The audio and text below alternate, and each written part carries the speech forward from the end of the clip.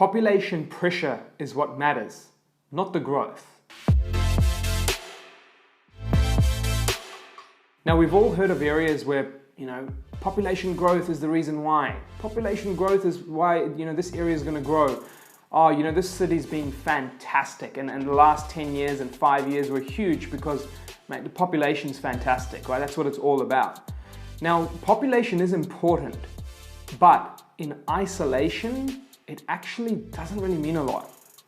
I can show you various amounts of locations which will pop up over here, and they'll be around areas where population growth has been strong, but there are also other areas where population growth has not been strong, but capital growth has exceeded those markets in comparison. Now, I'll give you a very small example. There are pockets in Hobart, as an example, over the last few years, and actually just even over the last 30 years, have been tremendous long-term markets, and also markets where population growth has not been huge. So you might think, how's all this price growth happening? Well, there's many various factors, but when population does matter, it's due to pressure. So let me put it out really simply, the difference between the two. Population growth is number of people coming in, right? Population pressure is the number of people coming in that are wanting to fight for the particular properties available.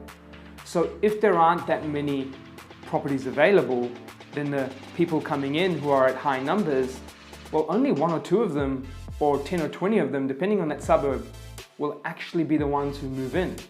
So the suburb population growth may have only moved by a couple of people, but there are many people wanting to move in there, right? And that's when pressure happens. So pressure is a key driver of growth. Now, to give you some context as well, there are some areas where population growth has been fantastic, right? Our major capitals are a great example, and they've had huge growth. But then why do we have periods of decline? Because the growth has been fantastic for many years. Like, why is the markets declining in some areas and then growing in other parts? That's because alone it doesn't do enough. Now, if you have major building projects and you have a suburb, say, in the southwest of Sydney, there might be some particular pockets where huge projects are happening of house and lands, townhouses, duplexes, so forth. Now, the numbers will tell you that the population growth in these areas is astronomical, like massive, like hundreds of people, thousands of people moving in. But what if a lot of those properties, that are being built are also matching or exceeding the amount of people moving in? Well, then you've got people moving in, but without the pressure. So growth is probably unlikely to happen. And then when you have areas where there is an amount of population growth, what if the suburbs that are, being built out are being built out by many investors? They think that, wow, there's new stages and projects coming here. There's going to be a huge amount of people moving in. And they make this assumption, oh, the population is estimated to be X for this area by that time. Lots of people are going to move in. Now, when they start buying these house and land packages, if too many investors catch on, they have to find a tenant. They have to want a tenant. So they're actually hoping someone moves in to their property. There's not pressures and lots of people wanting to move in that are buying houses to live in. And that's when too many investors in an area whilst it's being built out, can sort of impact your property and your performance of that property too. So when you're looking at property pressure, that population pressure is going to be the key mark, not the population growth.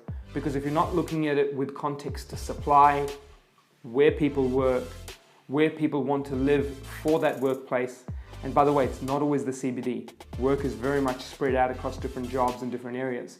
From that aspect, that's really going to help you looking at pressure.